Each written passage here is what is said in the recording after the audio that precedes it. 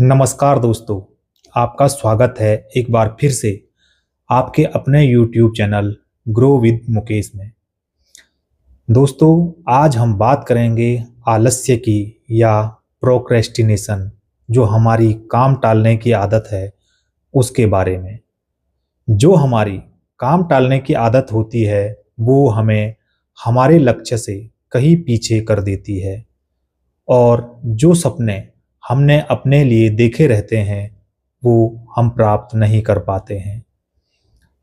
आज का समय ऐसा नहीं है कि हम अपनी इस आदत को बदल नहीं सकते हैं या अपने इस आलस्य को छोड़ नहीं सकते हैं। आज के समय में ऐसे कई उपाय हैं जिनको अपना करके कि हम अपनी इस आदत को दूर कर सकते हैं, क्योंकि कहा गया है आलस्य हमारा सबसे बड़ा दुश्मन है और वो हमें हमारे सपनों से दूर करता है। जो कुछ हम भविष्य में अचीव करना चाहते हैं, इस आलस्य के चक्कर में हम उसको प्राप्त नहीं कर पाते हैं। तो आज हम जानेंगे कुछ ऐसे उपायों के बारे में जिनको अपना करके कि हम जो हमारी आलस्य की आदत है उसको दूर कर सकते हैं या कम कर सकते हैं। जिसमें से पहला जो उपाय है वो है 5 या 10 मिनट का रूल। जब भी हम किसी काम को करने के बारे में सोचते हैं तो हम भले ही मोबाइल में घंटों खराब कर देंगे, लेकिन जब हम काम को शुरू करने के बारे में सोचते हैं तो हम ये सोचते हैं कि इसमें बहुत ज़्यादा समय लगेगा। तो इसको दूर करने के लिए आप किसी काम को जब करने बैठें तो केवल ये सोच करके बैठें कि मैं इस काम को 5 या केवल 10 मिनट तक करूँगा। जब आप इस प्रकार की थ्योरी को अपनाते हैं तो हमारा दिमाग इतना भी कमज़ोर नहीं है कि किसी काम को 5 मिनट या 10 मिनट तक ना कर पाए। और जब 5 या 10 मिनट व्यतीत हो जाते हैं तो हम उस काम में पूरी तरीके से डूब जाते हैं और उसको कभी-कभी ख़त्म भी कर लेते हैं। इससे हम धीरे-धीरे काम करने की आदत हमारे अंदर विकसित होती है। दूसरा जो उपाय है वो है काम को छोटे-छोटे हिस्सों में बाँटना।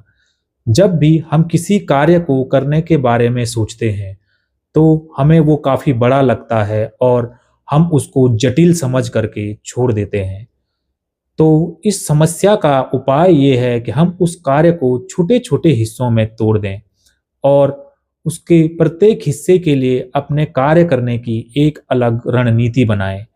इससे होगा ये कि जब भी हम उस कार्य के किसी एक हिस्से को कर लेंगे तो हमारे अंदर उस कार्य को आगे करने की प्रेरणा उत्पन्न होगी और हमें काम ज़्यादा लंबा भी नहीं लगेगा।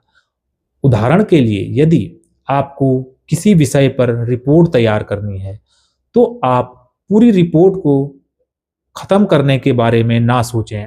आप केवल ये सोचें कि आज मैं इस रिपोर्ट के लिए जो भी मेरे 2 या 3 बिंदु बनते हैं, मैं इनको एनालाइज़ करूँगा और इन 3 बिंदुओं पर मुझे क्या काम करना है, आज मैं वो काम करूँगा। तो जब आप इस प्रकार के सिग्नल या इस प्रकार की रणनीति अपने काम को करने के लिए अपनाते हैं, तो आपको काम जटिल नहीं लगता है। तीसरा जो उपाय है वो है डिस्ट्रैक्शन से बचना। आज के समय में डिस्ट्रैक्शन से बचना भी अपनी कार्य क्षमता को बढ़ाने या आलस्य को भगाने का एक बहुत बड़ा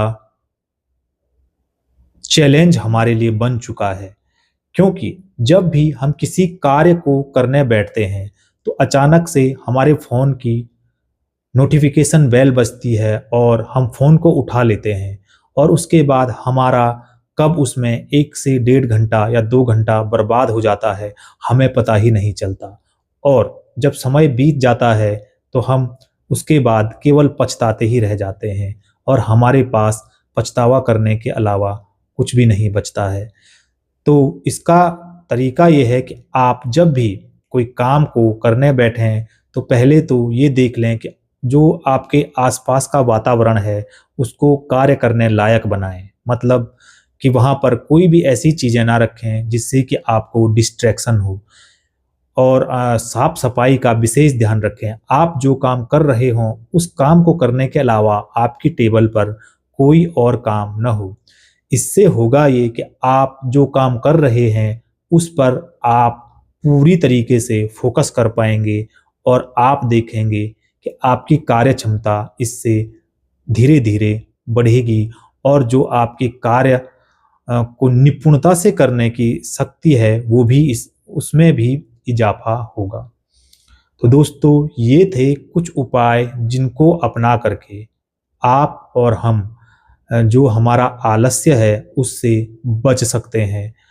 और यदि हम इन बिंदुओं को निरंतर अपनाते हैं तो हम जो हमारी आलस्य करने की आदत है वो हमारे अंदर धीरे धीरे कम और फिर धीरे धीरे खत्म हो सकती है।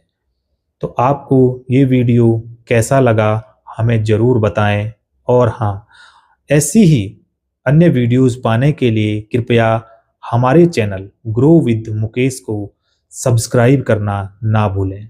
धन्यवाद।